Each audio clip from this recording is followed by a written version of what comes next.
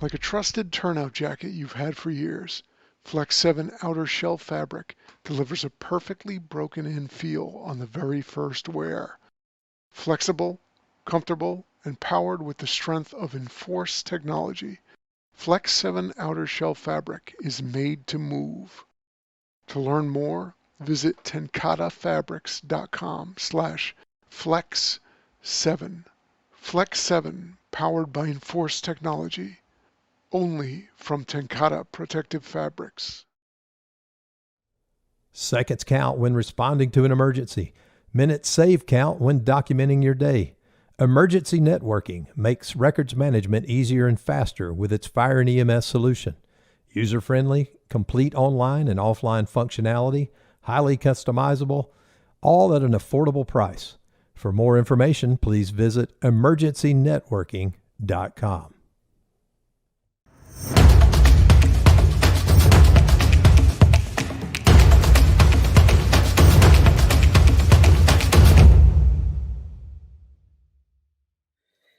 Hello there, everybody. Welcome to Fire Engineering Blog Talk Radio. In this episode of the Professional Volunteer Fire Department, the podcast that you know is dedicated to our great volunteer fire service and getting all of the listeners to embrace the message that developing and portraying and upholding a professional image and reputation is the duty and responsibilities of all firefighters.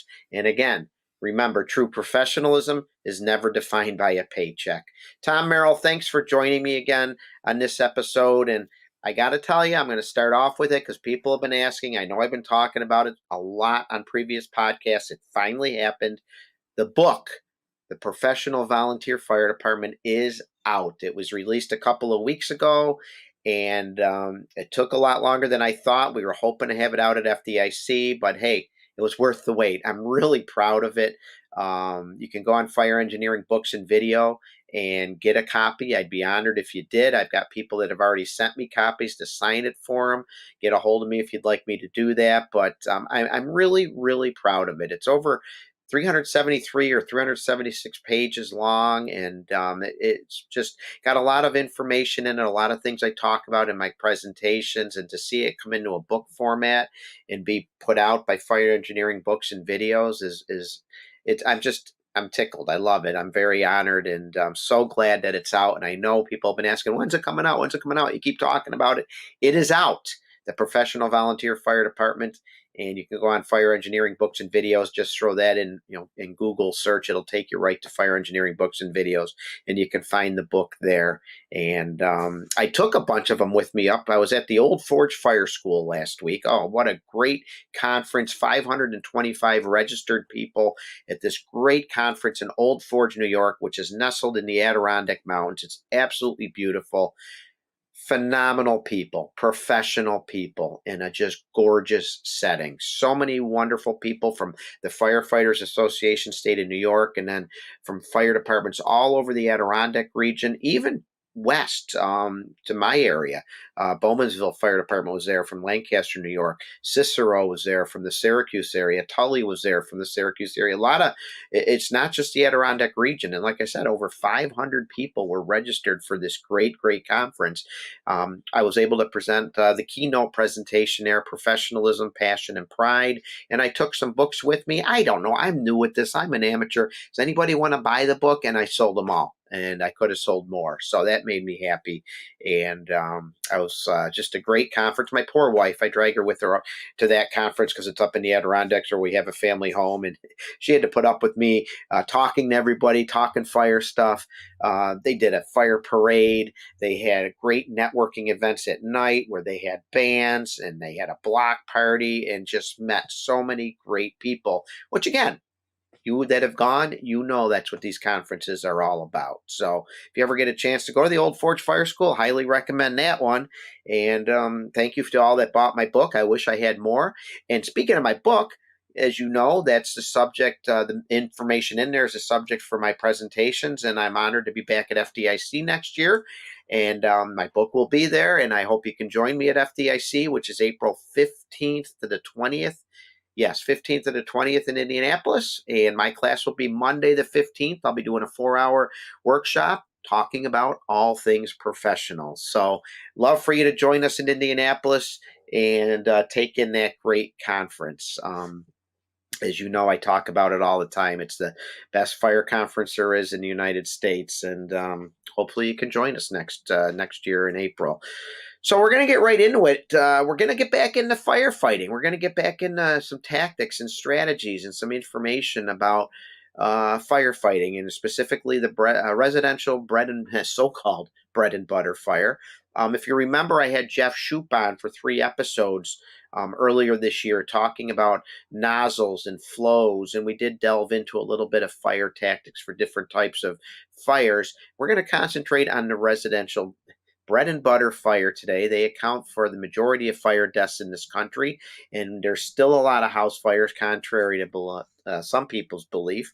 And I brought a subject matter expert on to talk about it. He has a very, very good presentation. Today's Residential Fires, I believe, is the name of it.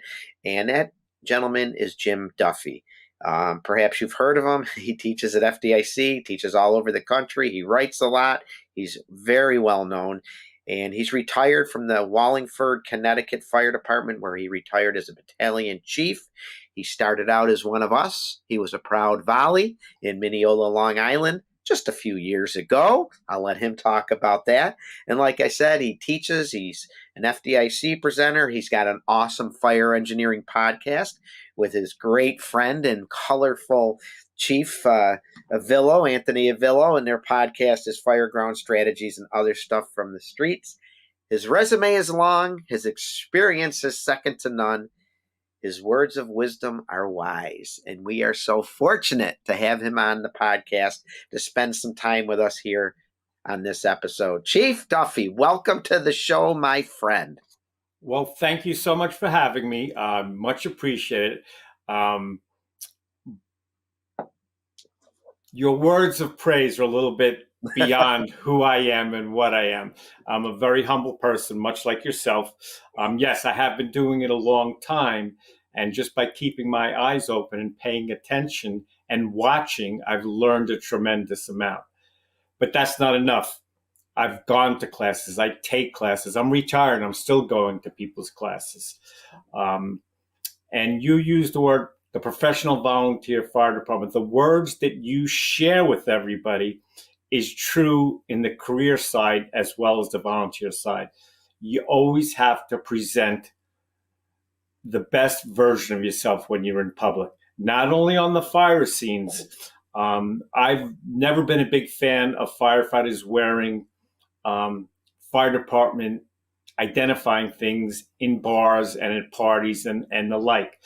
There are many, many other things, but how you treat people when you go to the supermarket wearing the Wallingford Fire Department T-shirt, the whatever fire department you belong to, you represent everybody, not just yourself. Yeah. You're rude to a cashier or a clerk in a store or a taxi driver, bus driver. It doesn't matter. You're wearing that badge, and I'll bring it up so you can see it. You represent everybody in the fire service, and especially your department. So I love your words of wisdom about being professional all the time. And if I could, so as you heard, I was just in Old Forge, which I know is one of your favorite places as well, the lovely Adirondack region. And FASNY, the Firefighter Association State of New York, they sponsor that Old Forge Fire School now. And they had a motto this year. They had a slogan for this year's Old Forge Fire School, and it simply was, be nice. Because we live in a very angry, mean-spirited, judgmental world, much more so than in the past, I dare say. People are just angry today. You see it on the roadways. You see it the way they're driving. And you, as you said, the way they interact with people. So here's what I came up with. And this is now part of my presentation. And I've been saying it for the last, if not several months, at least the last year. As a matter of fact, I believe I have an article. I do have an article coming out in Fire Engineering in October. And it's in the article. And that simply is, in this mean-spirited, judgmental world of 2023, let the Maltese cross stand as an indication and a beacon to show the world that there are still very good people among us. And quite often they're wearing that Maltese cross. So you're absolutely right, Chief. Your words and interactions with the public can show that there's still good people in the world. We can stand as the light in this sometimes very dark world, or we can just be among the many that seem the thousands upon or millions that are out there that are angry, mean, drive like crazy, cut people off, flash the finger, whatever it is, rude to waiters and waitresses, rude to cashiers. We don't want that. Let's show the world there's still good people out there, and they're wearing that Maltese cross. Well said, Chief. Glad you brought that up. Well, it's how I live my life anyway, but look back on Alan Brunacini's books, Customer Service for the Fire Service. One of his closing statements is exactly what you just said. Be nice. Be nice. Is that so hard? Well, for some people, obviously it is, but I don't want to get into that. I know. Absolutely. I try not to get involved into the anger and the politics in the world. Try to do my best to just smile at people. Sometimes people think I'm nuts. I'm walking down the street in New York and I smile at somebody and they're like, what? And you were born and raised in New York. And what do you mean? You're nice too? No, I didn't think anyone from New York was. Yeah, but it is. Yeah. Actually, you talked about the Mineola Fire Department. Where let's talk about your journey, if you don't mind. Is that where you were going to go with? I'd love to hear about your fire service journey. Not really, but I'm actually going to the 130th anniversary this Saturday. They're having a big barbecue, so I'll be down in Mineola. That's awesome. Yes, it's definitely my roots. I joined there when I was 18 in 1974, December 1974. So it was really 1975. So it was a long, long time ago. Busy place. Get a ton of working fires, a very densely populated area. You could almost throw a rock to Queens from there. It's that close to Queens. I was actually born in Queens, but it was a busy volunteer department, a few 6- and 7-story apartment buildings, but most of it, just like every place else in this country, are private dwelling fires, 1- and 2-family homes. And about 75%, although it's a little lower than that now, it's maybe 70% of our civilian fire deaths are in 1- and 2-family homes in the United States and in Canada. And that's equates to about 2,500 people every year in homes. You can look up the statistics. And I'm not going to read you the website, but FEMA, you put civilian fire deaths. You Google FEMA or search. I shouldn't be using Google. It will tell you both by state, by building. If you want multiple dwelling fires, it'll tell you how many in multiple dwelling fires. If you want to look at home fires, it'll tell you how many deaths in home fires. I have this year's stats I brought with me today. From January 1st to today, 1,495 civilians died in residential fires. Although these fires are not as spectacular as the warehouse fires, the factory fires, the high-rise fires, but it's where we lose most of our people. It's pretty crazy. In New York State, because I know you're from New York State, to date, from January 1st to today, in New York State, 111 civilians have died in residential structure fires. It's a big deal. Those statistics say a lot. The problem with the fire service, and the title of my class that I'm doing this year at FDIC is called Today's House Fires Are Not Routine. We tend to become complacent at house fires, unless you're a small department. People get excited when they have high rises and they have factories and these big buildings burning. But we can make the most difference in private dwelling fires. They're traps, both for us and the civilians. We talk about deaths a lot in the fire service, how much property loss. When your department, do you report how much property loss there was at a fire? How often do we say, we saved this much? We saved Never. $20 million worth of buildings. I have firefighter rescue survey started by Brian Brush and a few other guys. I have the last 10 years of statistics, and actually I have a graph. It shows about the rescues, and I don't mean removals, civilian rescues. About 75 to 80% of the rescues we make are in single family dwellings, not even one and two family, single family dwellings. Next is multiple family dwellings, and then it goes down from there in different type of occupancies. But it's kind of crazy to me. I've been obsessed with house fires. I can't even remember how long. There are people talking about technical rescue, nozzles and hoses. That's all important. But we kind of put house fires on the back burner. That's why we get hurt. Yesterday, 14 miles from here, we lost a civilian in Norwich, Connecticut. And I wanted to, do you mind if I break from where I was going to ask you some questions? Not at all. Go ahead, Chief. Okay. Your target audience is mostly volunteers. Now, this gentleman who died in the fire was Norwich, Connecticut. Now, Norwich, Connecticut has, I believe, 5 departments in it. The center of Norwich is a career department, and then there are 3 or 4 volunteer departments around them. And what I see is a big problem in the volunteer service and somewhat in the career service is calling mutual aid by politics or by the buddy system or things like that.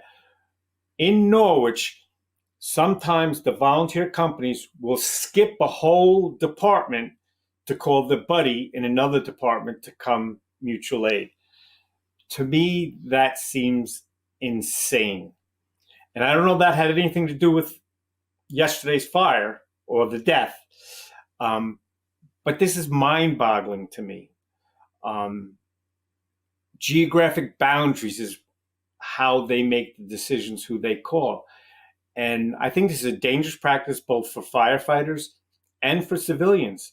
Closest fire department should be able to respond to help, or even if it's not your district, you're the closest fire department, you should be responding automatically. Like my house, I live in a small town called Durham. There's a fire district that's 4.5 miles from me. The firehouse closest to me in Durham is 7 miles from me. They have changed how they do that here. There's automatic aid. When the phone call, and you as a dispatcher understand this, there are indications that this is a fire. There's automatic aid coming. So you're going to get a truck from one department. You're going to get tankers from other departments, all automatically, not waiting for the old days where the chief says, oh, call me Berlin Fire Department to mutual aid, instead of, well, there's a firehouse right down the road. Right. So sometimes fully manned. Yeah. And I think that's a problem. Do you address that in your book or your classes? I absolutely do. I have a section about mutual aid in my book. Talk about it quite extensively. Talked about it on this show before. You know, and sometimes the reason that company A doesn't work with company B is simply because something happened 40 years ago. Right. To someone's uncle's aunt's brother's friend, but it still has repercussions 40 years later.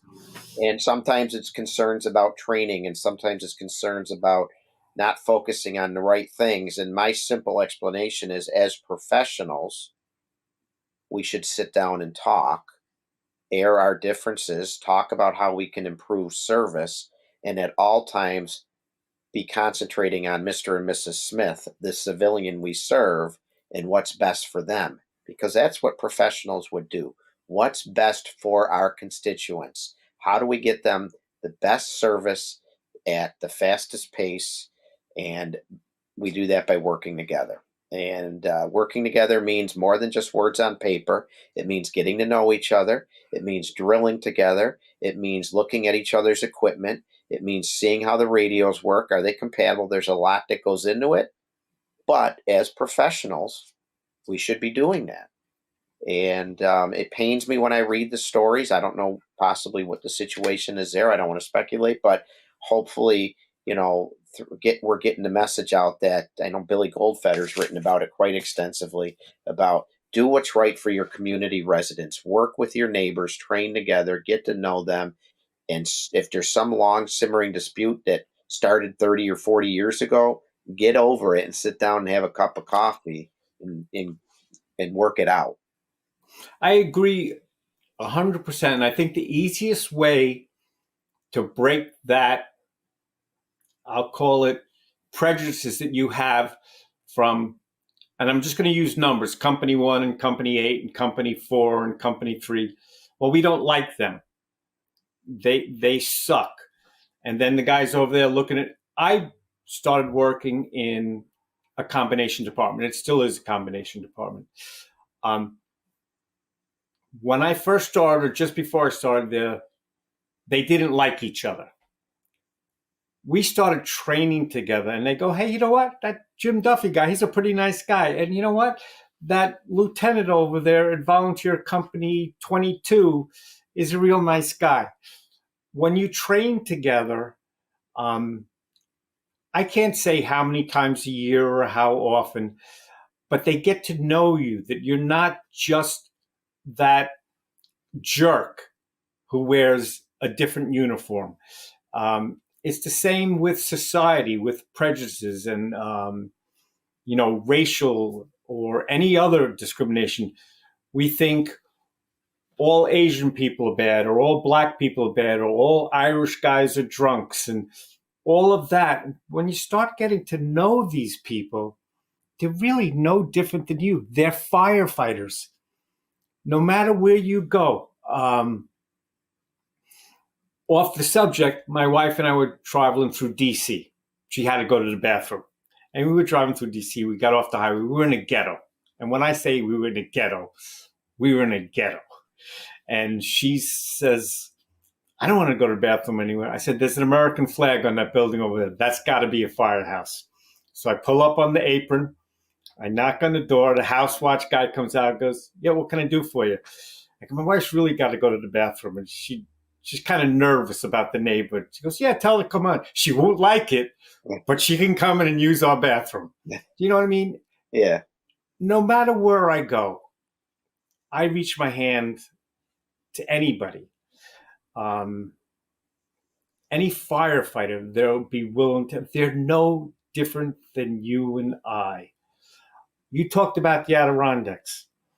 A big problem with the Adirondacks Fire Service is they're all tiny little towns. Some of them have 10 volunteers total, not responding, total. And their nearest mutual aid is 15 miles away or more. By Indian Lake, Blue Mountain Lake, and Long Lake, there are 11 miles between the towns. So mutual aid, how soon is that coming when you have 3 guys showing up for a fire in Blue Mountain Lake? Right. It's going to take some time. It's going to take some time. And there's going to be some losses. The Big Moose Inn, you know all about the Big Moose Inn. That was a tragedy. They're getting to rebuild it, but all 100-year-old wood construction in the middle of nowhere, where the closest firehouse is probably 12 miles. Right. And then the nearest mutual aid is 20 miles. Right. And you know what I like to say, Jim, Chief, I like to say that there's, in those firefighters, even if there's 10 in a department and only get 3 at the structure fire because of the time of day or whatever, they can be no less professional than a department like mine that has 82 members, or a department that has over 100. It's just, the numbers has nothing to do with being professional. It's understanding what you have to work with, and then getting plans in place to get help as quick as you can, and working together with those neighbors, which I'm sure they're doing all through those regions. Yes. Because they have to. And the professional part that you're talking about, most of it is the preparation. The day to fire, if you only have 3 guys, no matter how professional you are, there's only so much work can get done. But if they pre-plan, train together, they make sure their couplings match. Exactly.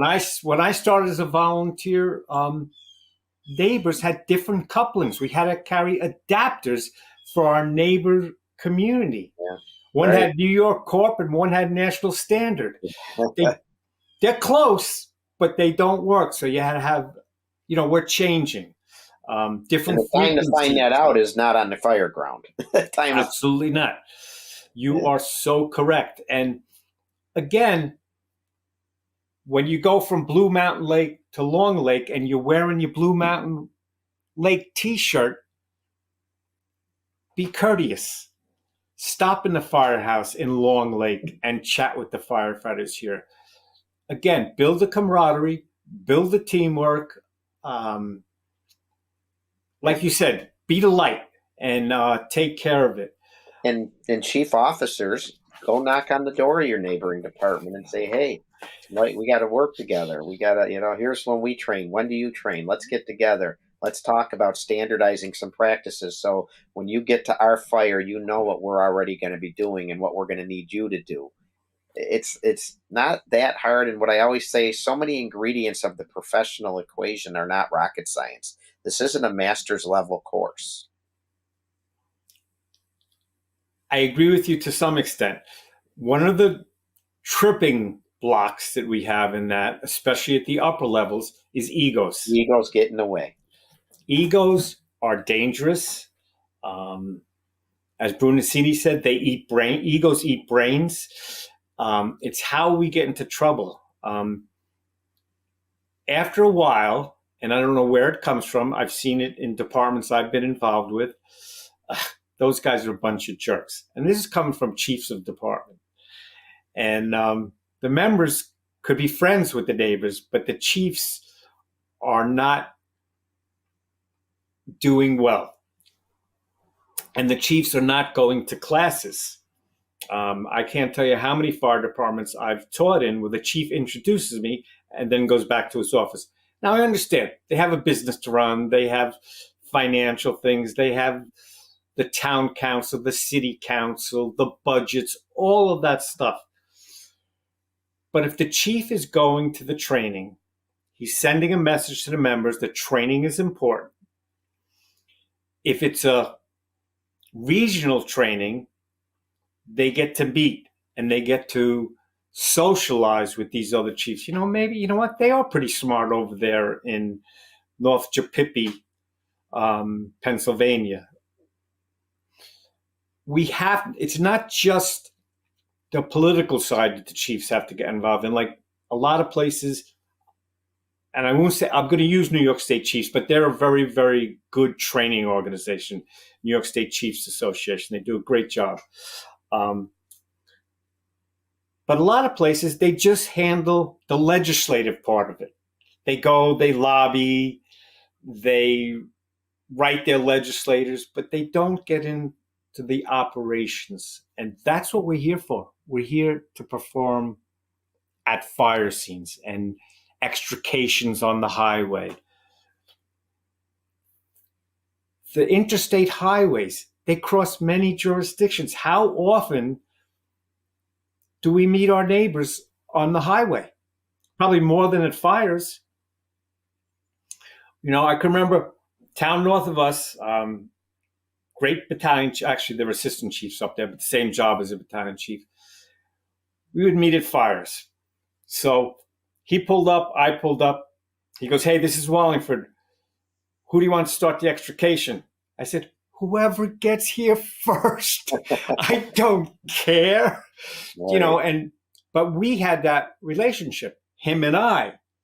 But some of the other shift commanders, egos got in the way. And this was a long time ago. I would say it doesn't happen at all anymore. But when I first was rising through the ranks, that was a big problem. Because the shift commander where I worked was called a captain. And the shift commander in a neighboring city was called an assistant. They changed that, was an assistant chief. we have perceptions of who's who by title. So that's all changed. It's the relationship is the best. It's a great, great city, great, great firefighters. I loved working with them over the years. But some of those things get in the way. Egos. Well, you know what? And sometimes you'd show up and the chief in charge is not wearing turnout gear. And that always made me nuts. What example are you setting to your men to be professional when you're there wearing shorts and sneakers with a radio and you're in charge? Yep. It's I know technically he's not supposed to be involved in firefighting if he's the incident commander, but something could happen. But also the neighbors that come out and see the chief, I'm going to say it again, flip-flops and shorts and a radio in charge. Not professional. Embarrassing. There's just something more professional about looking like a professional. Imagine that. When you go see a lawyer, do you want him to wear at least a tie, a nice shirt, or do you want him wearing jeans and a T-shirt, unless you're at a picnic with him? It can even inspire confidence. People can look at you and be a little more confident. I mean, I'm not going to say the fire chief or officer in charge wearing flip-flops and shorts. I'm not going to assume or say he's not competent. He might be the greatest firefighter in the department. However, when you look at that, you think a little less of him or her. So now comes the press. Yeah. ABC News shows up at your fire. Can you direct me to who's in charge? Yeah. And with social media today, it's going to be social media as well, and it's going to be viral and instantly transmitted. Who knows how far and how many people see it? And they form opinions based on what they're seeing, and it's not a good look. So whenever possible, look professional in the performance of your duties. No doubt. You look at YouTube, right? You look at other fire departments on YouTube. Do you have opinions? Yeah. And judgments? Yes. Of what you're watching? Yep. Yep. And remember, perception's reality. So what you perceive to be the truth is reality in your mind. But there's also those firefighters that look for that, and they can't wait they thrive on attacking another fire department to make themselves look better. My department would have, look at those jerks from over there. And I don't know where that comes from, but it's running rampant. I have a big spiel on that in my presentation. I have a section in my book devoted to that, and I've talked about that a lot because it really bothers me. We celebrate our brotherhood and sisterhood, yet we can't wait to get to take to the keyboard to rip each other apart and criticize each other. I just don't get it. If you think you're a professional firefighter and you're taking part in that, you are in no way professional. We've got to stop attacking each other. Just like I say, we got to stand as a light in the dark world to the civilian population. Let's be kind and nice to each other as well and recognize, we can learn from what we're seeing. People have bad days. People do things that you scratch your head at. Learn from it. Maybe talk about it in-house in a professional manner. But to take to the keyboard and rip them apart is anything but professional. It goes against that. It goes against our brotherhood and sisterhood that we love to talk about. Yep. We have to keep it real. Yeah. So you invited me here to talk about house fires. Yes.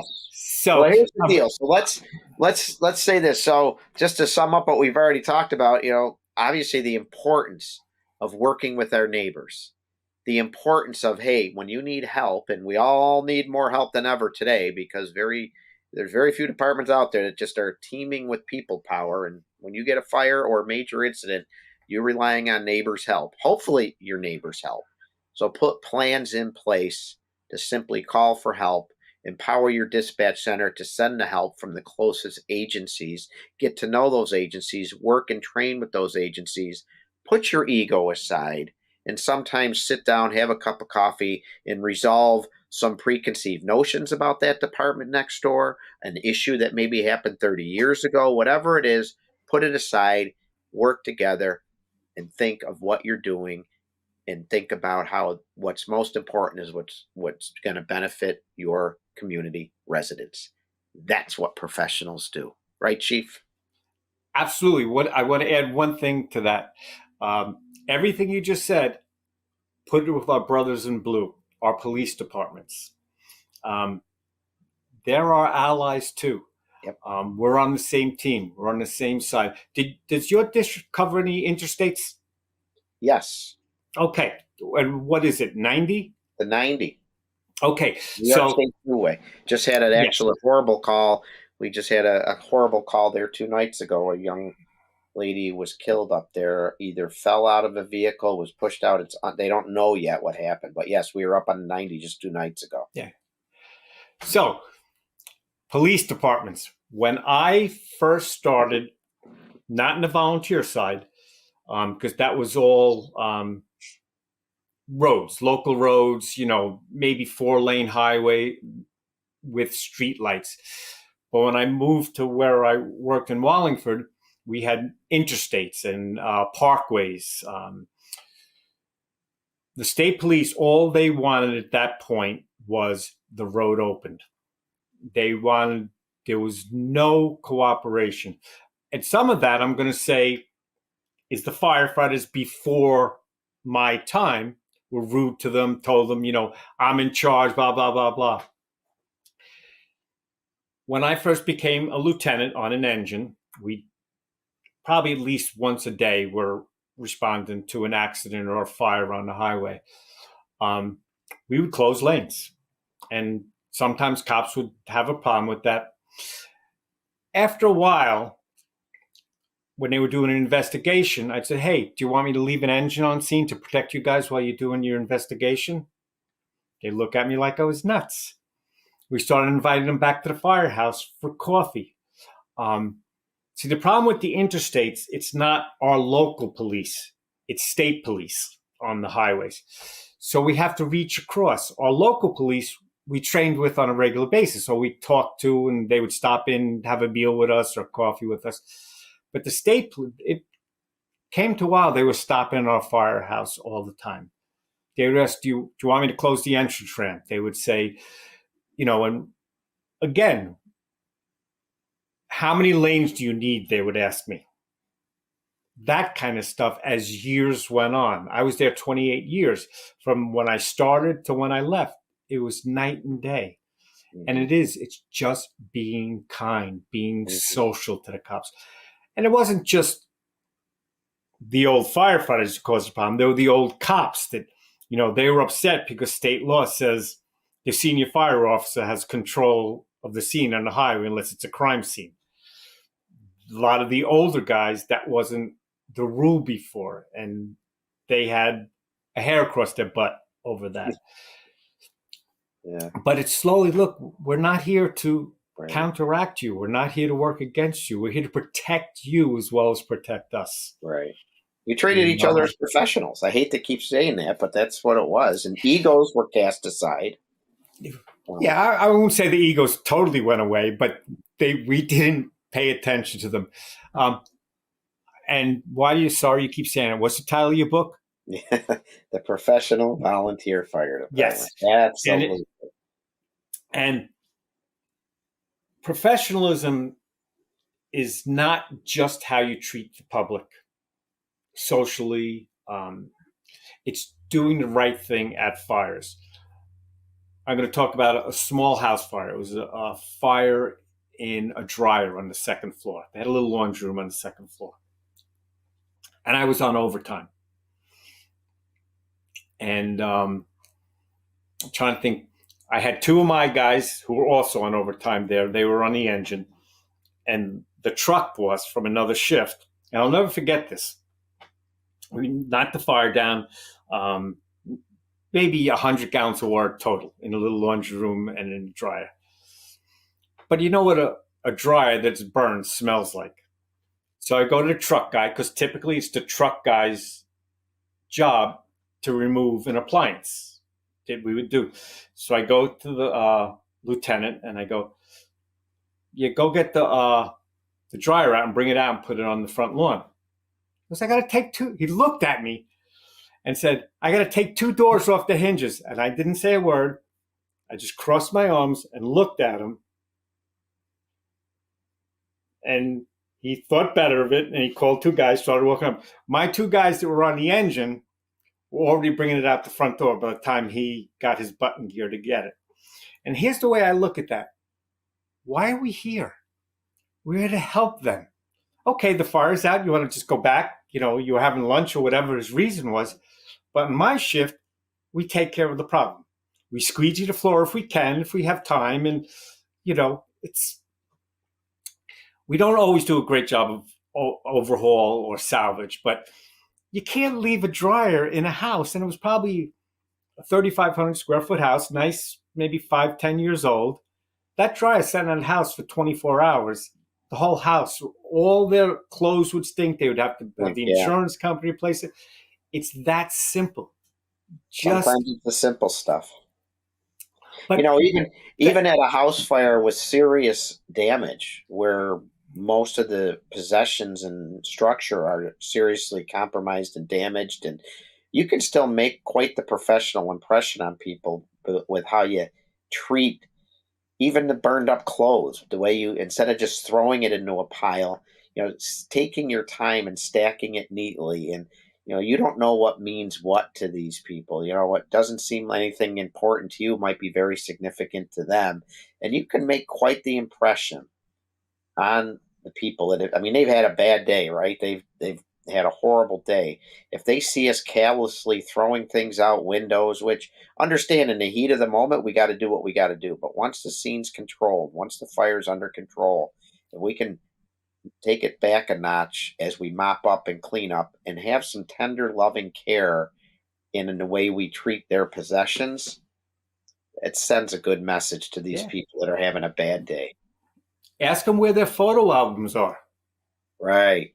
Where are your photo albums? We'll get them out of the house before they get further damaged. You know, a lot of times you can't do anything about that. Right. The photo albums are something that can never be replaced, although today everything's digital. But, you know, you got somebody as old, everyone's got old pictures as on me. The wall. You know? But everyone's got pictures on the wall, you know, wedding pictures, their parents, grandparents, whatever. Yep. You know, yep. So that's all important. And, you know, professionalism. Bring the line to the right door. So I'm going to go back to fighting house fires. Let's get into the residential house fire, so-called routine house fire, right? And I use that term loosely. Now, there are some that say, you know, well, we don't get a lot of fires. Well, doesn't matter. And here's the other thing. Again, all different types of departments out there, paid, combination, big volunteer, small volunteer, a few runs a year, thousands of runs a year, well-financed, poorly financed, rural, suburban. You know what? In every one of those districts, I guarantee you there's some residences, right?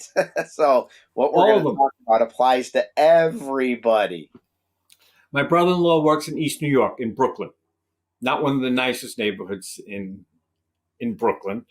You know, it's first fire he had a nozzle in was in a 1,500 square foot house fire.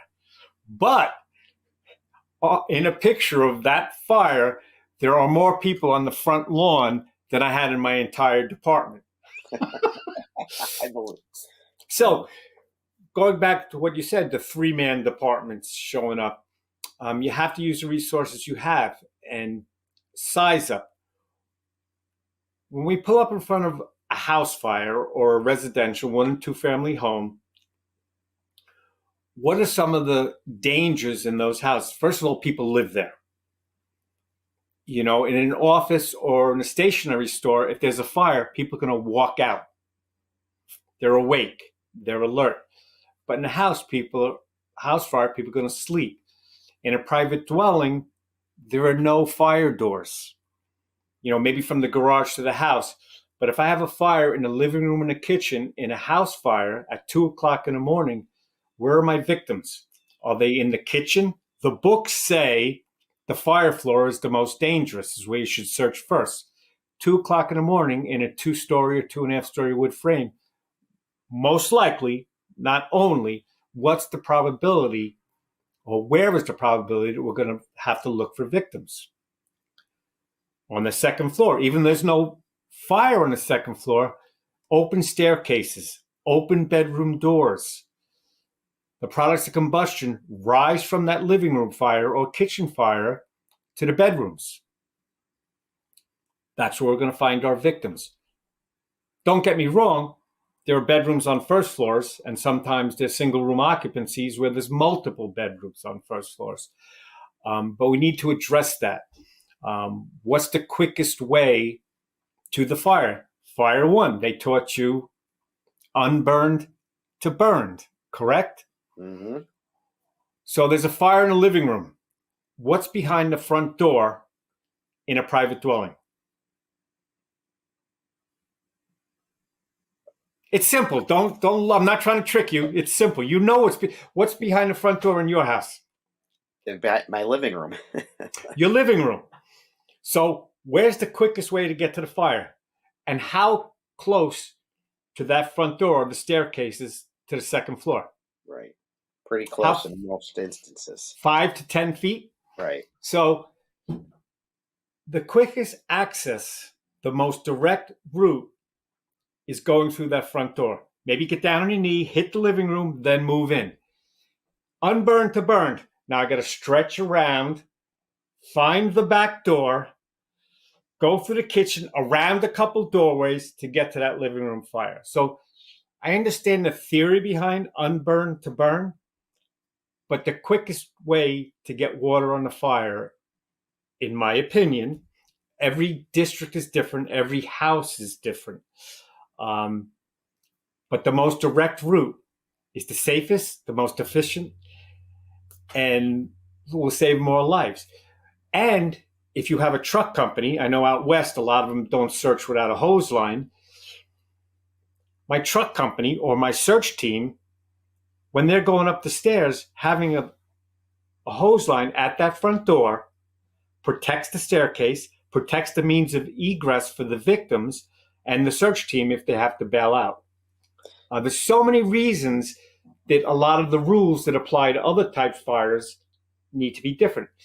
In a multiple dwelling, there are protected staircases, there are hallway doors, so the smoke and the heat and the fire doesn't travel as readily as it does in a house fire. Just a little simple. So you bring up an interesting question that I'm sure people would be wondering about. I show up with my small department with 3 or 4 members at 2 in.the.morning. Do I stretch and get water on the fire, or do I go and attempt rescue? You can go either way with that. I know there's stories. I think Keokuk, Iowa is a great example of a kitchen fire that spread like crazy. Yes, 3 guys. Right. 3 guys. If sometimes you get water on the fire, there's no one to rescue because they're fine. So that's a decision that's got to be made, right? Now, I'll use my department as an example. We've 3-man engines. So first engine has a pump operator. The officer, who's an officer until he makes his radio transmission, now him and the other guy are the firefighters until more units arrive. Where's the fire?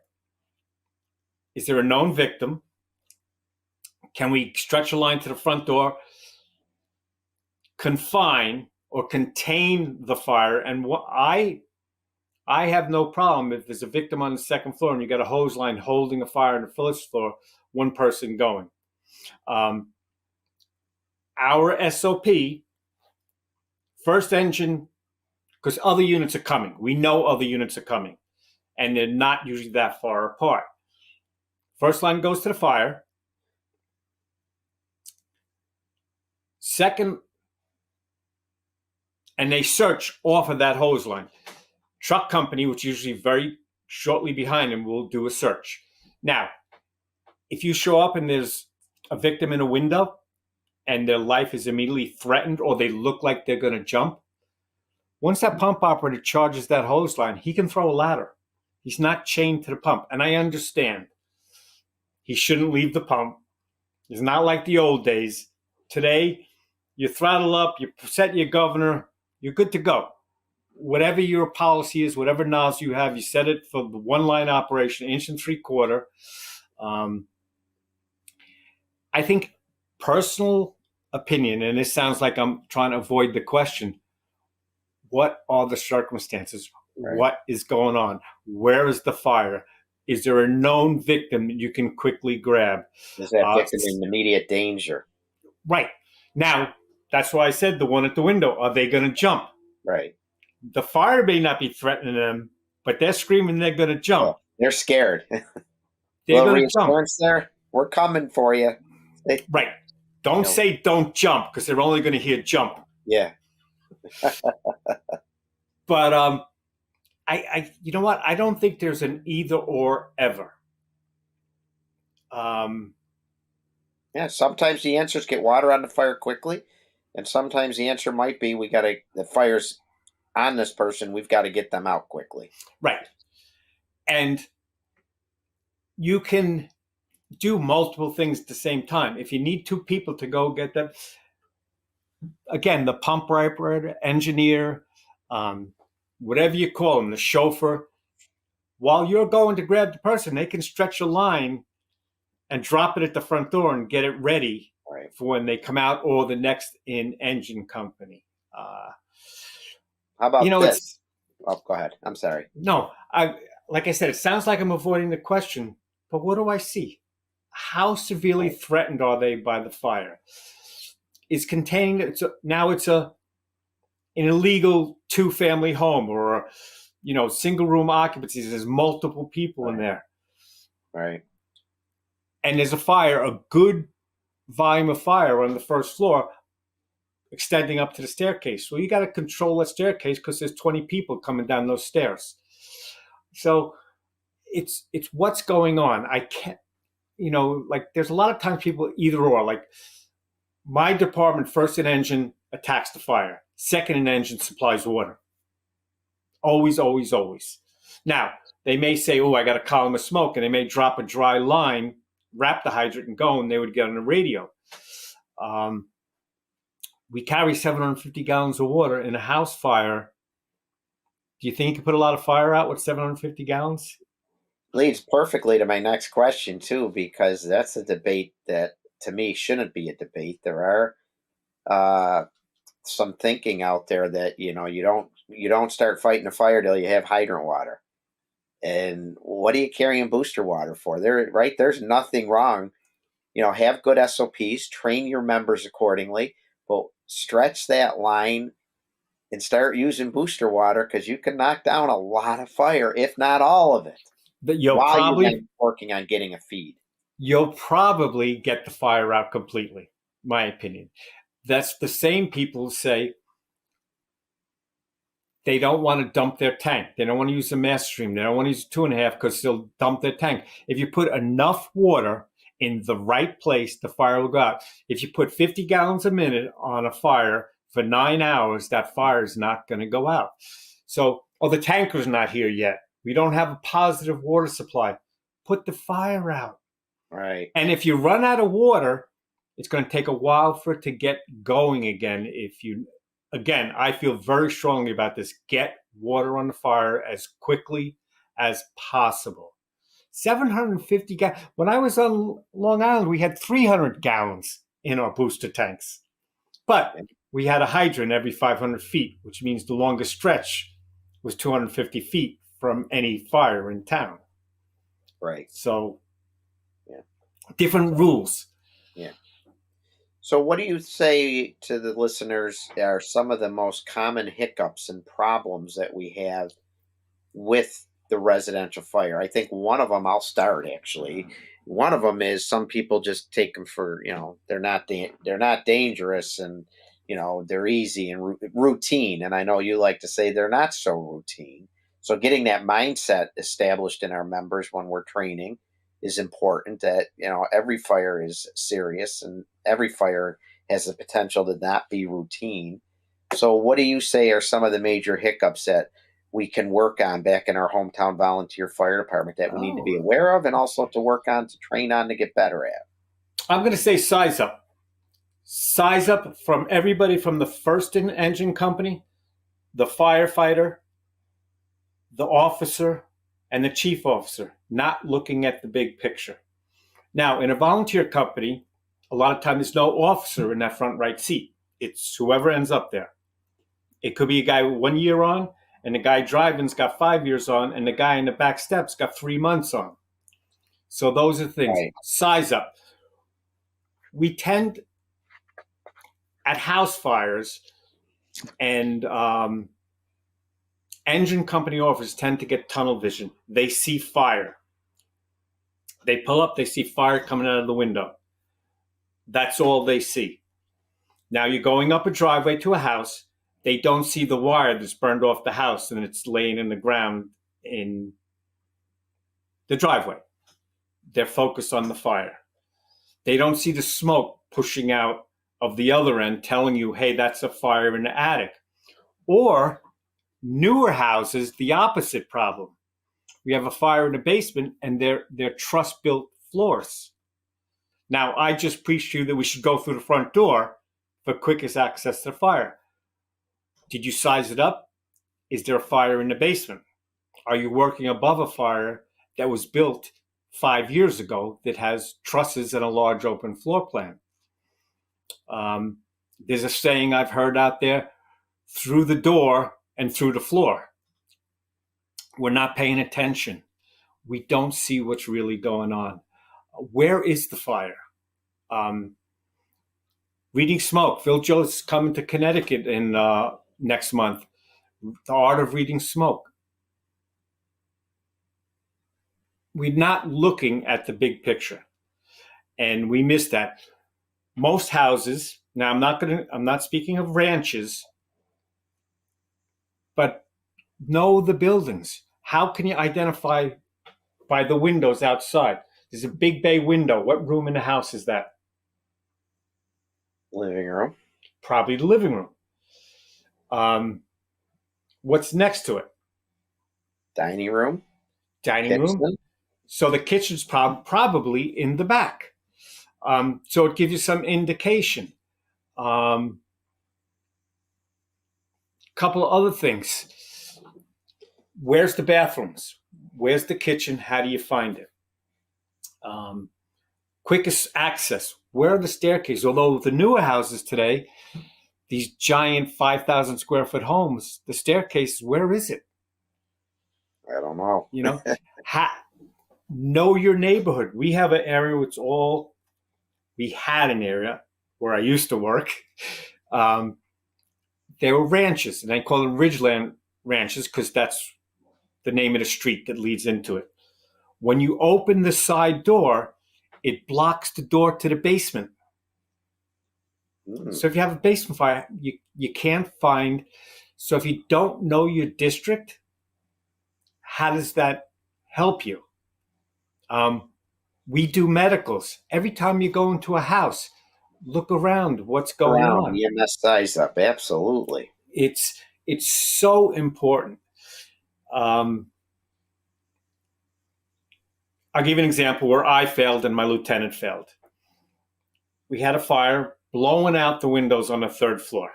It was a big old balloon, turn of the century, the last century, built in 1890, 1880 maybe, 3 floors. So I arrived first.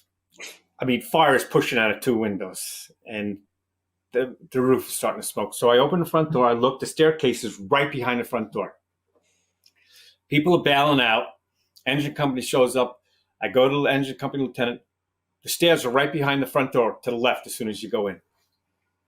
So he starts stretching, and I'm standing outside. The fire is getting bigger and bigger and bigger and bigger, and the roof's starting to burn through while the truck's setting up. Engine 2 from command. Nothing. Engine 2 from command.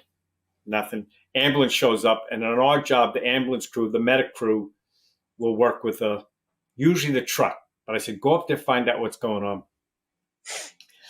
Engine 2 from command. Okay, we're just about at the fire room. I'm like, man, it's been almost 10 minutes. I'm like, I don't say that on the air, but I'm thinking this in my head. It turns out the stairs only went to the second floor. Mm. So they had to force the door to the second floor apartment, stretch to the back, go up the back, and then fight their way forward to get to the fire. Every house within a 2 square block area was built exactly the same way. How come I didn't know that? Shame on me. How come my lieutenant that was in his district didn't know that? Shame on him. Especially shame on them if they had been on medical calls or other routine minor nuisance calls and didn't notice. And then, you know what? I don't want to pick on him. We all learn from it, and we all, absolutely. That's and why we do things like this. We talk about it to make us aware of it in a professional manner. We're not striking out or anything. We're just, hey, lesson learned there. File that away. But we should know that. Those are the kind of things. You pull up to a certain type of structure or a certain neighborhood. They're all generally built at the same time.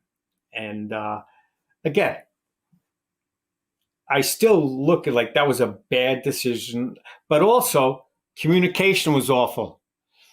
The lieutenant should have said, hey, the stairs only go to the second floor. It's going to take me a bit to get out. Something. You were out there wondering what was going on. Do you need help? Hey, I need more assistance to stretch this line because him and a firefighter is great job getting it stretched with the few that they had, but I think he could have used a few extra hands, right? Communication. What's going on? How many times in the NIOSH reports, when there's been a significant injury or line of duty death, do you see one of the bullet points of problems is communication, right? There's 5 of them. Lack of SOPs or failure to follow SOPs, lack of communication, nobody in charge, lack of accountability, and can't remember the 5th one. But those I should. The big ones right there. Yeah.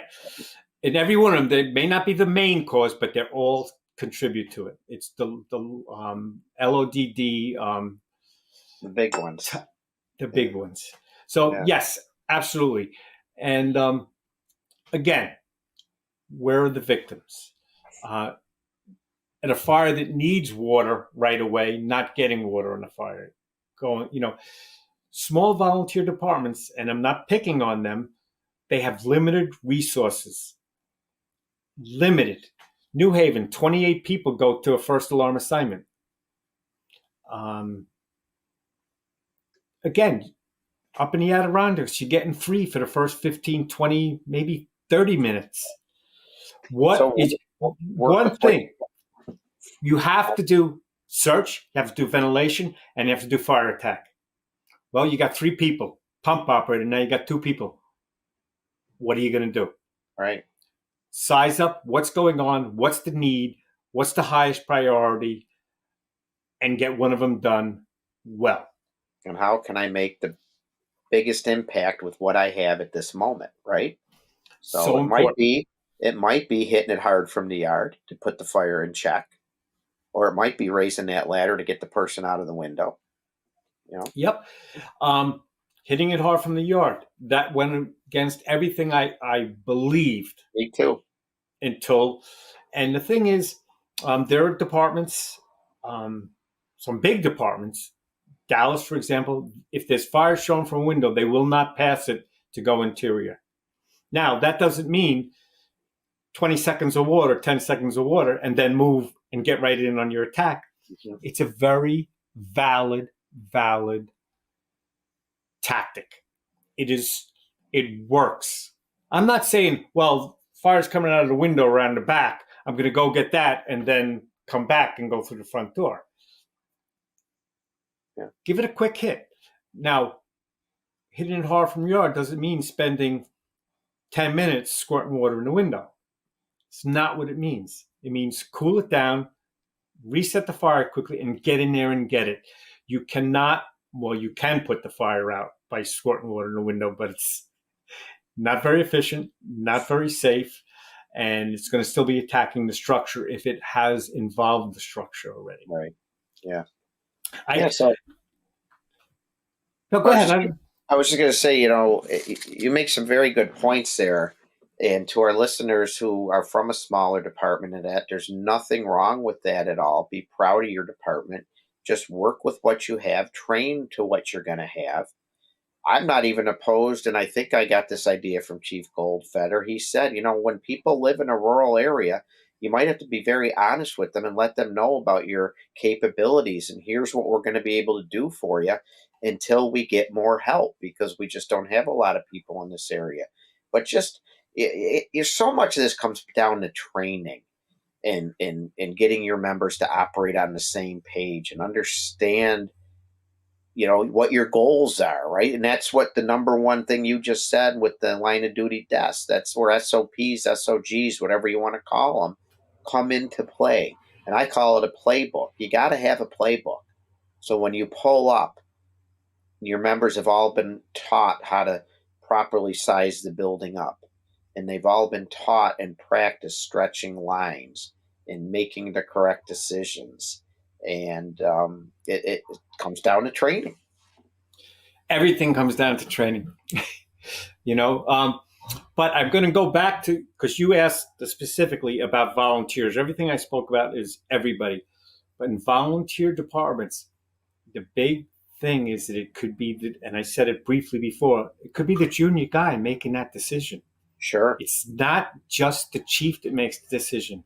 I know in some departments, the chief's retired or he works in town and the chief shows up at every call. That's great. But one of the problems with that is the chief doesn't have to make every decision. Trust your people. You have a lieutenant on that engine. He knows where to park that engine. He doesn't need you standing out there, park right here, park right here. It's not the chief's job. I want you to take the line to the front door. That's all. Not tell them how to stretch it, how to open the nozzle. Let the men grow and learn, because eventually they may be the chief. But also that junior guy has to be taught how not to get hurt, how to put the fire out, and how to save the victims. I'm only been here 6 months. I don't know. Well, guess what? It's you and the pump operator right now. Mm-hmm. They have to be taught. They have to be taught how to wear that SCBA. How, I was going to say courageous, but that's how aggressive. And I think aggressive is a great word. I think it's good to be aggressive. Aggressive doesn't mean reckless. Yes, but how, with his training, his minimum training, how aggressive can he be? Can he get the line inside the front door and, yell out, hello, hello, hello? What can he do? He should be taught those limitations, especially if he's a kid who works in town and he has very little experience and it's a bedroom community where none of the senior men are around. Yeah. And now what does that come down to again? Training. Now I'm going to bring it back to the other side. As you're starting to get older, not as old as me, in the volunteer fire service where I live, where I was a volunteer, the problem is we have 18-year-olds and 65-year-olds. A very real problem. We have 65-year-olds who know what to do and want to do it, but they really shouldn't be doing it. You've got a stent put in. You shouldn't be stretching a hose line into a building. I'm not even sure you should be doing anything more than fire police at that. That's my personal opinion.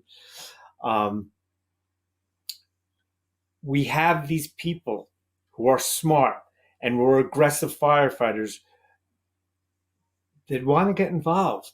How do we help them in a volunteer service? Can they become mentors or at least talk to the kids at the door, tell them what to do? I really shouldn't be sending somebody who's got a heart condition into a burning building. Mm-hmm. And I don't have an answer for that. It's a very real problem, especially in areas that I know where there's predominantly retired people that are around during the day. And when that fire comes in during the day, and that I know they call it the Gray Squad, one department near me, because it's, retirees that are all what you just described. Exactly. And they're great firefighters. A bunch of them maybe are past chiefs or past officers. They were really into it back in the day. They're still into it because they're going to the call, but there's no one else. So that's a real problem. So the only thing I could say is, that's a subject of the importance of, the professional department doing the yearly physical exam. The professional department has training standards that, okay, if you're 64 years old and you still want to be a frontline firefighter, you don't get a pass on training. You still got to train to demonstrate competency. Well, I've done it so many years, I'm just going to do it if they need me. Well, I don't know. I don't really agree with that. I call that a dysfunctional volunteer fire department moment. I've had so many years in a department, I don't have to train or drill, but I'm going to stay frontline interior just in case that one day they need me. I don't know about that. Well, that's where the chief or the company officer needs to have a conversation. I need you to help show these younger guys that they need to train. Right. Use them. Yeah. Prove that training is important to the newer guys because they don't know. You have to find a way to sell it. Mm-hmm. There's 1582 and the physical standards and all of that. It's all great, like 2 in and 2 out. And God forgive me for saying that. That's all well and good until you show up with you and the pump operator and there's people trapped in a building. But there's the free pass if there is a known rescue. Right. But I'll give you an example. Right here in the community I live in, there was a guy who was a volunteer who's now a career guy in a different city. He shows up. He drove the truck, and he had a fire police guy with him. On the front lawn when they arrived, there were 2 elderly people burnt. Not seriously burnt, but, you could see the clothes were burnt, the hair was burnt. And they say to him, my son's in there. So he stretches the line, charges the line, sets the governor, goes in, and it turns out that the son, was a mentally handicapped individual who's like 40-something years old, who's fighting him tooth and nail, trying to drag him out. And then people started showing up. He's dragged him out the front door. Now, again, all well and good because I live it was a rural community. It's becoming a bedroom community, but it's still pretty rural. It's 26 square miles and about 6,000 people live in it. So not completely rural, but used to be a lot of dairy farms and the like. But this is what he had to do. It was the middle of the day. There was nobody there. And, the rules are the rules. But, like that rule about not using water until you have a static, well, what's it sitting in the tank for? Why'd you bring it? Like you said, why'd you bring it? Get water on the fire. If you run out, you run out. Right. Then you'll get your static water supply, whether it's a tank or a hydrant, and the water will be back again. And you're trained as the pump operator, chauffeur, whatever. Hey, Chief, I'm down to a quarter tank. Hey, Chief, I'm down to an eighth of a tank. Right? Okay, time to start backing up a little bit. Or it's cavitating. Yes, yeah. True. I'm sorry. Yes. Well, what about this often asked question? Residential, we're talking residential fires. Stretching a line in dry or stretching a line in making sure that you have water? Huge pet peeve of mine. What do you got? Huge. How many steps to get in the front door of a house? Generally, 3 to 5? 3 to 4, yeah, I guess, yeah. Okay, 3 to 5. Second floor, how many steps? My house is 8. Wow, unusual. Yeah. The average is 13 in the United States. 13 steps to the landing. So. Okay, so 7 up, 8 down? Yeah. Okay, so you have a split or a high range, some people call it. So it's either 7 down, 8 up, or 8 down, 7 up. Okay. if you have an 1.75 inch, you're going, and I believe an 1.75 inch should go into a house fire because small rooms, etc. If you cannot stretch a charged hose line up 13 steps, you should go be an accountant. Now, and I have some pictures of this in buildings. You see guys with 100 feet of hose on their shoulder. They go in the front door. What are you going to do with that hose when you get inside? If you have a charged hose line, the truck company or the backup people can help push that hose up the stairs.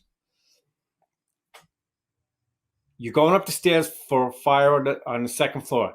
It flashes. It starts rolling down the stairs. Okay, so you have bundles on your shoulder or in your arms on the staircase. You got to flake it out on the staircase. You got to call for, that's only if the pump operator, you call for water. The pump operator is hooking up to the hydrant right now. He's not at the pump. And that fire is rolling over your head while you're waiting for water to get there. Now, many departments near me, they stretch dry. And I believe there are reasons to stretch dry. It's not a never, never, never, but it's a big house. And it's a long way away. I don't have much of a problem with that. But my belief is if you don't have a good reason to stretch dry, house fire, I'm not talking multiple dwelling, or warehouse fire, or Home Depot, I'm talking a private dwelling. There's never, let me rephrase that, almost never reason to stretch dry into a private dwelling. Staircase is how many feet wide? I'm going to look at my staircase right now. 4.5 feet wide. A good sized one. What are you going to do with that hose? You ready for a war story? I'm ready. A very short war story. It was late in the day, brand new firefighter with me. I looked, I saw fire coming out of the back window. I made the decision, and it was a very rare decision for me. We're going to stretch dry. When we get to the landing, we'll flake it out. So going up the stairs, lights up, fire rolls over Bill's head, literally. We drop the hose on the stairs. I call for it to be charged. It goes in the stairway. Balusters, the spindles, 2 folds went through the baluster. Oh. Got stuck there. That's stuck. So fire is still rolling above Bill's head, and he's only getting a amount of water coming out. So I'm rotating, pulling. I feel a little twinge in my back. I'm pulling. Now, the truck company that was on the way to do something else had to take their tools and bust up the railings so I could get my hose out. So we get the fire out. It was a little more than room and contents. It was room and contents, but just rolling out into the hall. So we knocked the fire down. I'm laying on the floor. I can't feel my legs. My legs are completely numb. And the second engine company comes in. Joe, the lieutenant, says to me, he goes, Duff, you can stand up. The fire's out. He goes, no, I can't. He goes, no, really? You knocked it down. I Get go, up. no, It's okay. I can't stand. I herniated 3 discs in my back. Actually, herniated 2, and 1 was bulging. It was that rotational trying to pull the hose. I ended up getting surgery. I was out of work 7 months. And I do, to this day, know if I went in with a charged hose line, that never would have happened. Never would have happened. Plus just the safety aspect of it. It's just an example. And I never did it, but it looked like a nothing fire from my size up. How many times do you hear that? It didn't seem like a big deal. It was nothing. And nothing was showing. I was a fairly new lieutenant, and the firefighter was his first fire after the academy. Oh, wow. So, but anyway, I have some videos that show the exact same thing happening. They get to the top of the stairs, and his helmet's on fire. And now he's calling to charge the hose line. Yeah. So you remember the late Tom Brennan? Of course I do. Fire engineering and his Random Thoughts, which is a great read. Yes. I remember reading the Random Thoughts when they were part of the magazine. But I'm going to stop you there. I saved them. I saved them in a 3-ring binder. Well, priceless. And then when that book came out, I got rid of my 3-ring binder and bought the book. So yes, No, go that's ahead. I'm okay. sorry. I used to like to give that book out for special occasions to some of my firefighters. Yep. And that now I don't have any left because I got rid of all mine. So I need to buy that again. But I remember reading an article when I was an officer doing, planning engine drills and stuff. And he had an article on stretching dry lines into residential houses, residential fires. And he was dead set against it for many, many reasons. And he said, you should never stretch a dry line into a fire area ever. And he goes, in a residential house is a fire area, even if it's a 1-bedroom fire. Consider a house at the average house of 2,500 square feet, whatever. That's a residential area. Don't ever stretch a line dry. That's their policy. Yeah. FDNY, that's their policy. They don't stretch into private dwellings dry.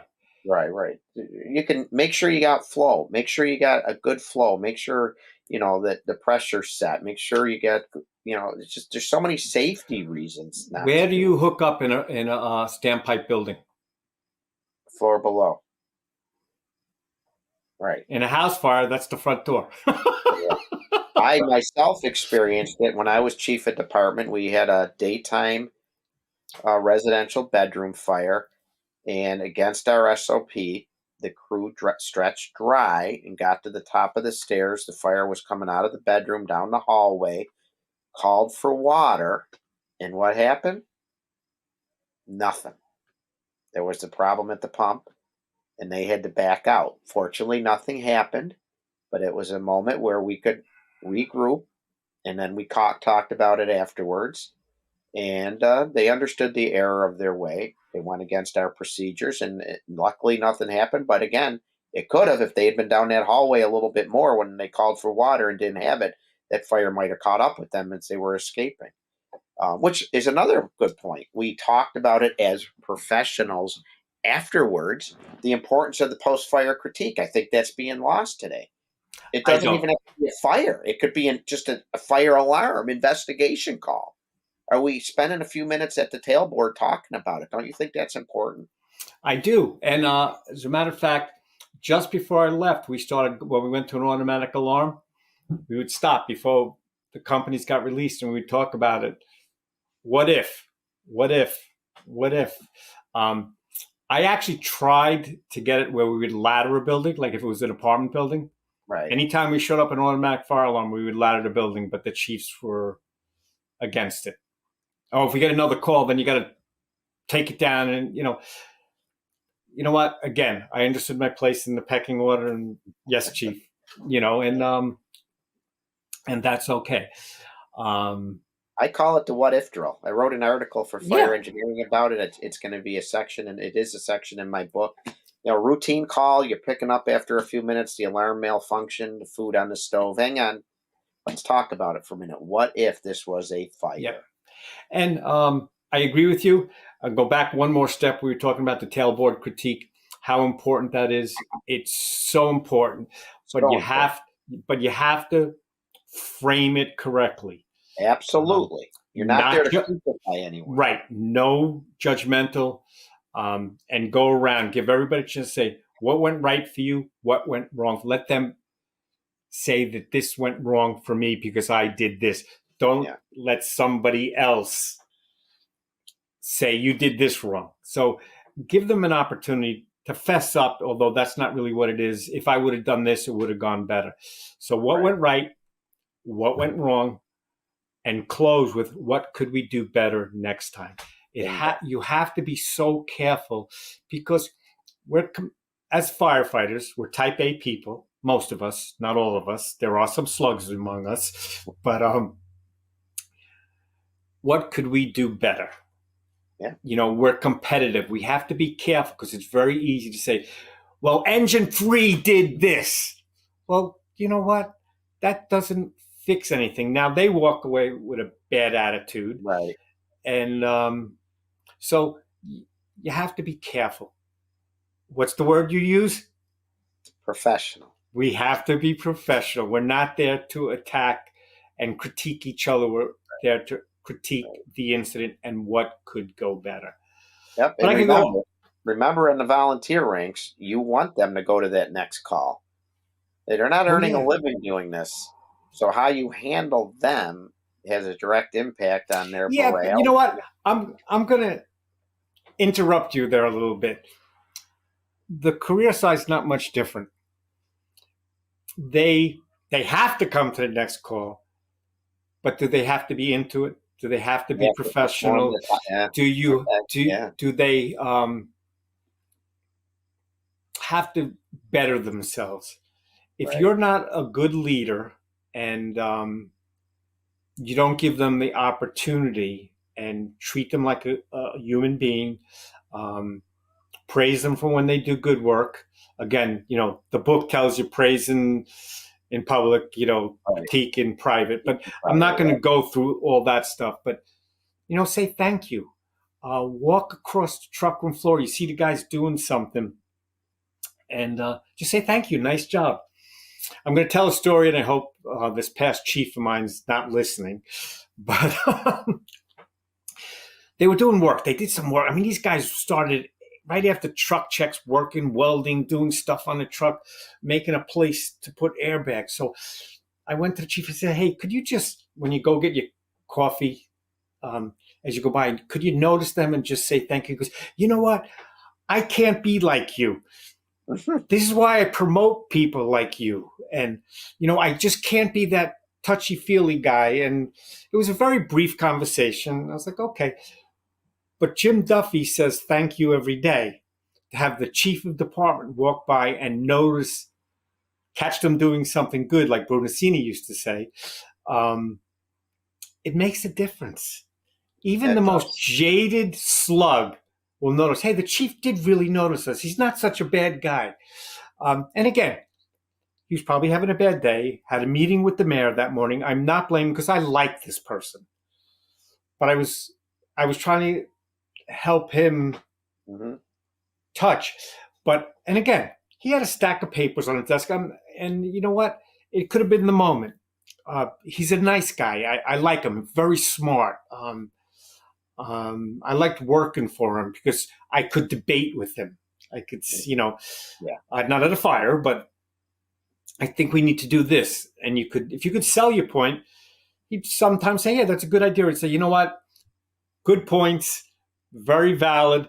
But as chief of department, no, we're not going to do that. And that was the end of the story. But I've worked with other chiefs who are like, I'm the boss and this is what we're going to do. So again, this guy was a good guy.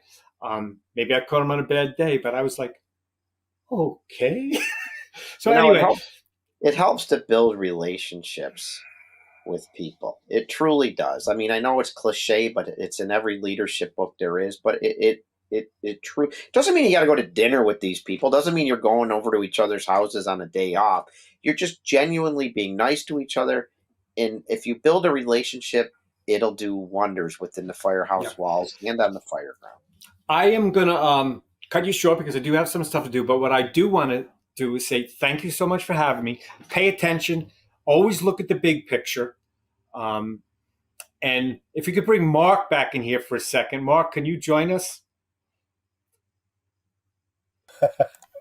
Uh-oh. So before we got on the air here, Mark was telling me Mark has become a volunteer firefighter where he lives, not too long ago, and they had a house fire this week. Tell us about it.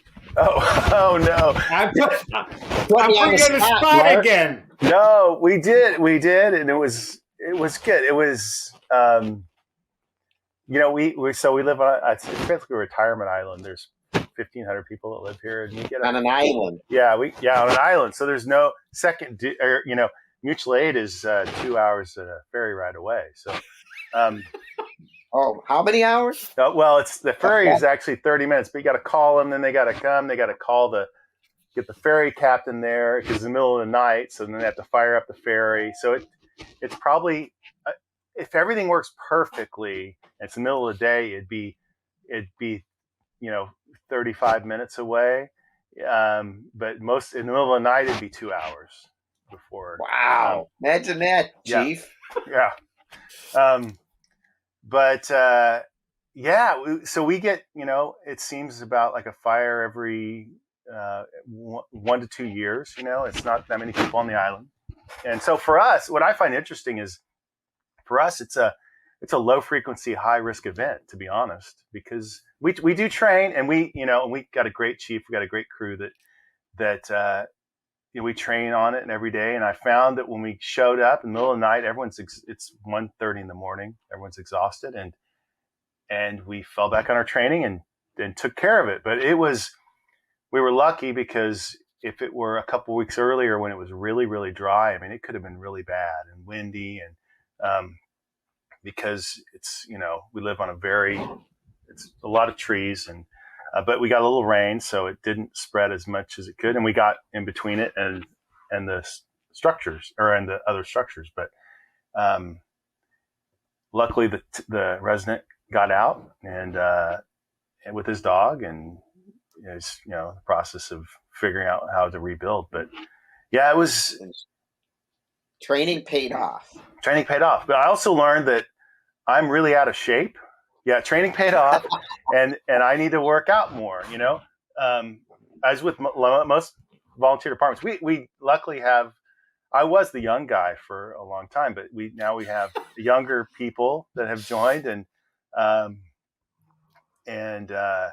who are stronger and able to pull lines a little better. But I've learned that I need to get in a little better shape for myself and to keep everyone else safe too. And but yeah, training paid off, and luckily we made the situation better when we arrived. So it was good. Wow, that's awesome. And for my listeners, the face behind all the work for the fire engineering, the new video portion of fire engineering, let me introduce you to Mark Howe.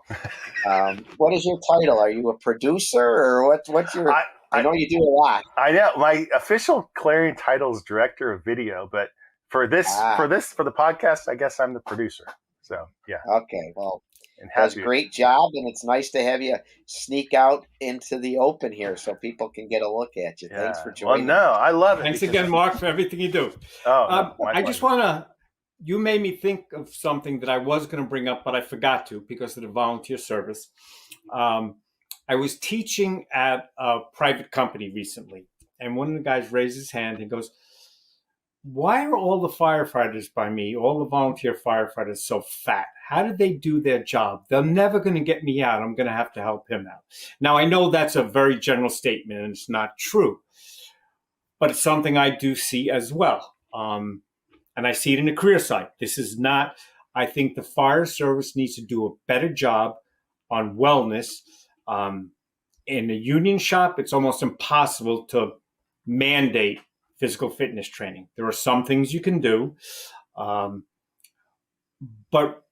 I think we, as a service, need to do better taking care of ourselves, and career and volunteer departments, but more so in the volunteer service, people are out of shape.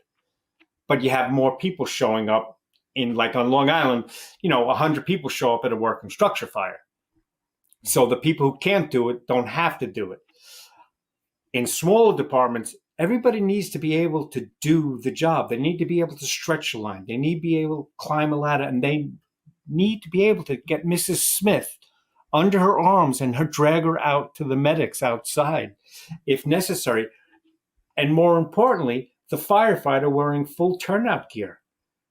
What can we do? And I know we can do training, and sometimes Mark discovered it at a fire that he needs to be in better shape. Not that you're in terrible shape, but if you do training, like RIT training, where some of these people are a little out of shape, they see some shortcomings in themselves, and then maybe offer some remedial, or like, what can we do? Maybe as a group, we could start doing, like on Tuesday nights or Sunday mornings, go for a walk together, or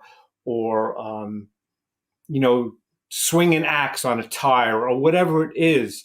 Yeah. It's hard to force people. They're volunteering. I understand that. It's hard to force them on the career side. But sometimes if we're doing RIT training, hey, I'm counting on you to get me out. Maybe we could work out together so we could all help each other in the future. Dan Kerrigan and Jim Moss, sure, from Firefighter Functional Fitness, they say it so well, and I actually have a big section on this in my book, The Professional Volunteer Fire Department. They say, I'll paraphrase it, something along the lines of being fit for duty is one of the most basic requirements for being a firefighter, career or volunteer. It need not matter. In my department, we've had some success. We actually had pre-COVID a physical fitness trainer come in twice a week and work with our members. It was a lot of fun. We had pretty good participation. Some members got in the best shape of their life. It went away because of COVID, and we have not brought it back yet. But yeah, it definitely needs to be thought of because it mirrors society, does it not? It really does. Oh, absolutely. And I'm not blaming them, but sometimes you don't realize what you really need to be able to do.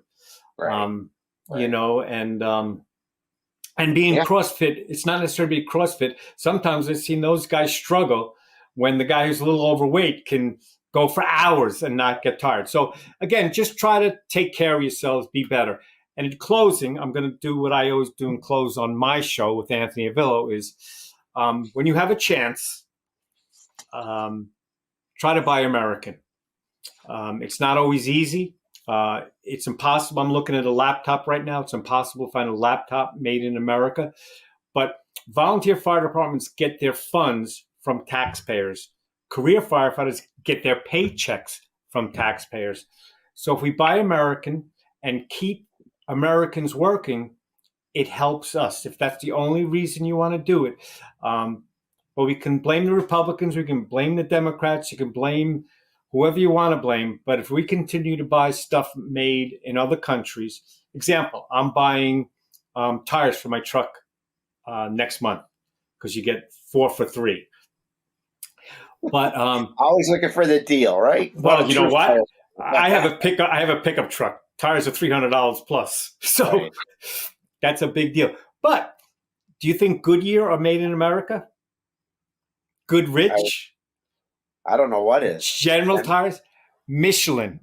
Michelin makes the tire. They make them all over the world, but they make the tires in the country where they sell them, in most cases. Yeah. So Michelin tires, and the ones for my truck are made in, and you know how hard it is to find out? There's a code on the tire that you got to read. But Michelin tires are made in America. The Goodyear tires for my truck are made in Korea. Not that it matters. I don't hate Koreans, but I want to put American workers. And where I live in Buffalo, I love my city. I'm proud of my city. We have had in our history over the last, in my lifetime, the horrible factory job losses. Oh, yeah. But we still have a tire manufacturing plant right here in my hometown, Dunlop. It's now owned by I believe a Japanese, I should know this. I'm embarrassed that I don't. I can't pronounce the name. I think it's a Japanese company that now owns it, but it was the original Goodyear Tire and Rubber Company, or Dunlop Tire Company. It was in their, they're right here. And I know several volunteer firefighters that work there. Do you know what? So they're made right here in Buffalo. I don't care. I don't care who owns it. Right. I care that we're putting workers to work. Like people break my chops about driving a Toyota. It's made in Texas. Except for the transmission, my Toyota pickup truck is made in Texas. But people say, but it's owned by a Japanese company. I don't care who owns GM. Right. I care about the workers. Yeah. So, so Chief, 2 things. I know you got to go. If I believe, I'd like you to just sum up the residential fire, not so routine. What we should concentrate on, be aware of. Hazards to avoid. Any final thoughts before we depart? Very, very simply, we've become, unless you're a small department that only goes to a fire every 2 years, like Mark just said, we've become complacent at house fires. It's just a house fire. Nonsense. In the next 24 hours, there'll be 1,000 American homes that has a fire that needs a response from the fire department. I only found that statistic out about a year ago. 1,000 American homes will need a fire department response in the next 24 hours. That's a heck of a stat. Something that we got to remind ourselves. But people live there. children, mothers, fathers, grandmothers, invalids. That's where people live. So they're not routine. You never know what you're going to find. The guy could be a shift worker. 2:00 in the afternoon, the guy could be sleeping in the house. Basement fires. What's in a basement? Everything. Everything and any. I was going to say anything, but everything and anything.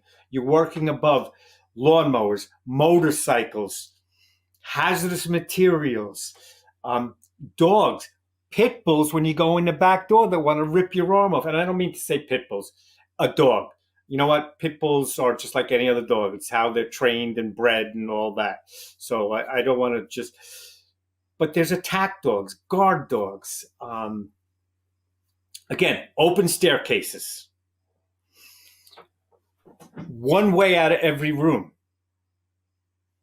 Right? Bathrooms with tiny little windows that firefighters can't get out with their air pack on. Water supply. I've never had a problem with water supply in my entire career, although we have one side of town that has new houses that used to be all farms are now 5,000 square foot houses.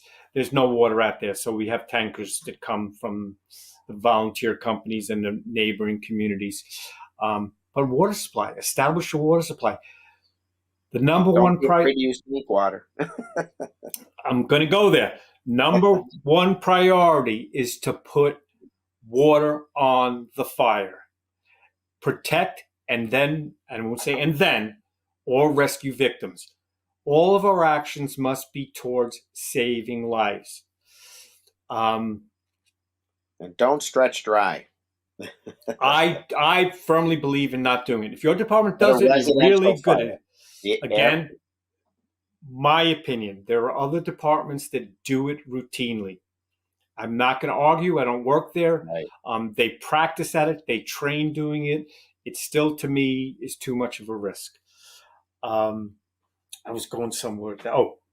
Get water on a fire, rescue victims. There was one more point I wanted to make, and it's gone. See what happens when you get old? That's all right. And then I thought it was those four. I know there were 5 of them, but you thought of the 4 big areas that our listeners can concentrate on.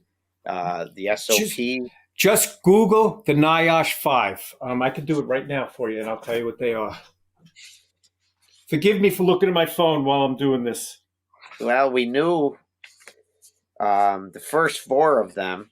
We knew was SOPs, lack of incident command, right? Improper risk assessment, which is poor size up. Yep. Lack of incident command, lack of accountability, inadequate communications, and the lack or failure to follow standard operating procedures, either not having them or not following them. Yeah. So I actually said all 5 of them before. Yeah, you did. I just lumped them together. They're so important. And they're not the cause. It may be a building collapse, an explosion in the furnace, but all of those things are causal. They were supporting factors that helped cause it. Right. Good stuff. So it is. And you know what? Those things are all fires. Many of the things I talked about are for all fires, not just house fires. The point of my class and my belief in house fires is we can't become complacent. I've been to 1,000 of them. I've been to 100 of them. Oh, it's just a house fire. Well, everything went well 1,000 times. 1,001 times, it was a truss constructed living room floor, and you fell into the basement because you didn't size up. That's where the fire was, and that's how it was built. Oh, it was built 3 years ago. What are the odds of trusses or lamb beams? So we need to know what we're going to. Conversely, you might say we only get one every 2 or 3 years. What's the big deal? Right. But Mark said it right. Low frequency, high risk. That's Absolutely. perfect. There's a Best lot way of to risk. describe it. Yeah. And Good what stuff. we're going to is house fires.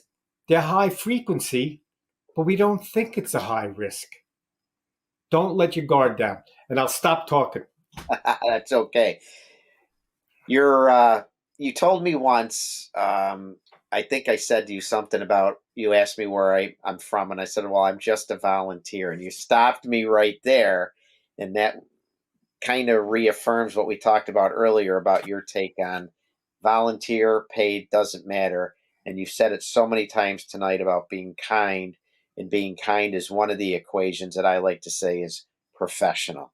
Any last thoughts on being a professional and being a volunteer firefighter?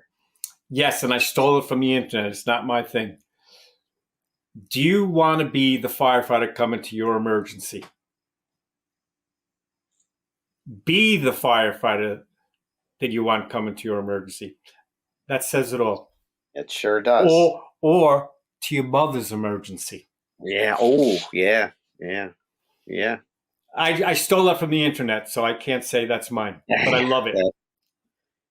If people wanted to get a hold of you, Chief, they got questions, would like you to come in and teach your house fires class. Yes. Just, how can they get a hold of you? Okay.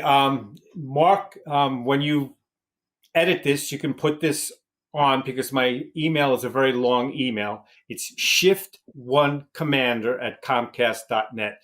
And it's SHIFT, the numeral 1, commander@comcast.net. My cell number is 860-558-7881. And you could just put that up on a slide, however you want to do it, Mark, because I have complete faith in you. And I hope to see you next year at Old Forge. Well, I get up there a few times a year, so Yep. as of now, I'll be planning on that. And I've taken your class. I encourage our listeners to take his class. You won't be disappointed. I have a whole page of notes here I didn't get to yet. One of them is called Duffyisms, things that that I wrote down. I gave it the name Duffyism, and we'll save those for another episode. In other words, what is shit? It's not what you think of. Yeah, what sudden heat-induced terror, I believe, is what you referred to it as. Murphy is always on scene. I had a bunch of them. But you forgot Duffy's corollary to Murphy's Law. Which is? Murphy was an optimist. Ah, there you go. But in real life, I'm an optimist. But when you're running a fire ground, you have to think like a pessimist. Absolutely. Chief, thank you so much for coming on. Chief Jim Duffy from the Wallingford, Connecticut Fire Department, retired chief from there, also a volunteer back in the day in Mineola. Still out there teaching, still learning, still going to classes. An honor to have you on, and I look forward to seeing you again soon. So, folks, thanks for listening in. One more thing. Don't forget your book. Oh, yes. The Professional Volunteer Fire. Hopefully it'll find its way on your bookshelf soon. So if anyone needs to get a hold of me, my email, tamerrill63@aol.com. You can get a hold of me through my Facebook page, the Professional Volunteer Fire Department. Please give it a like. I'm on Instagram. I'm on Twitter. I have a website that has a lot of links to these podcasts, my articles. I have an article coming out, another one in October's issue of Fire Engineering Magazine. And, of course, I'll get a link up there for my book as well, the Professional Volunteer Fire Department. It was my honor to put that book together. And thank you to everyone at Fire Engineering and Clarion for making that possible. My next show will be Tuesday, November 7th. So thanks again for checking in. And remember, true professionalism is never defined by a paycheck. And our residents are owed professional service delivered by professional firefighters representing professional organizations. And I'll say this as well, as I said earlier. Let the Maltese Cross show the world, show your community that there are still great people out there. And they're often wearing that title, firefighter. Thanks for joining in. Take care, folks.